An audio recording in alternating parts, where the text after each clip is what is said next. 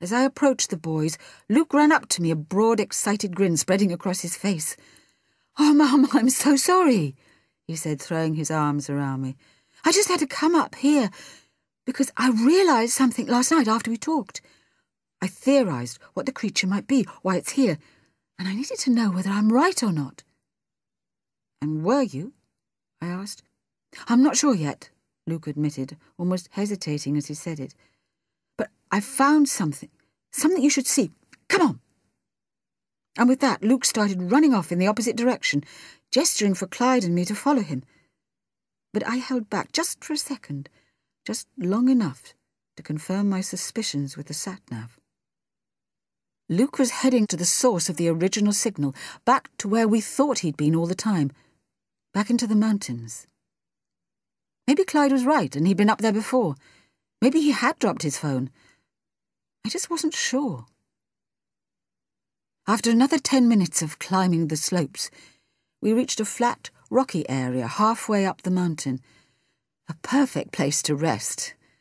So we sat there for a minute or two, the sun just starting to glimmer above the mountains, bursting above their peaks. "This is what I brought you here to see," Luke smiled. "Oh, and this." We turned and saw him standing in the entrance to a cave set deep within the rock. "Come on," he said again, throwing his arms wide across the gloom. "What do you think?" Clyde and I followed him into the darkness of the cave.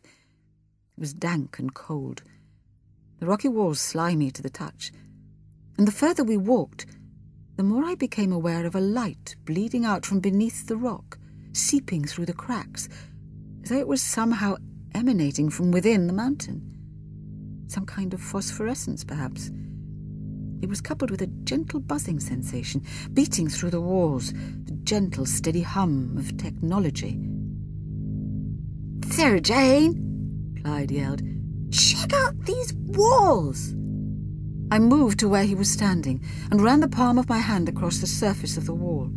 It was still cold and wet, no change there, but it also felt strangely smooth, polished. There were ridges cut into the rock at regular intervals, and I could feel it, energy pulsing through me.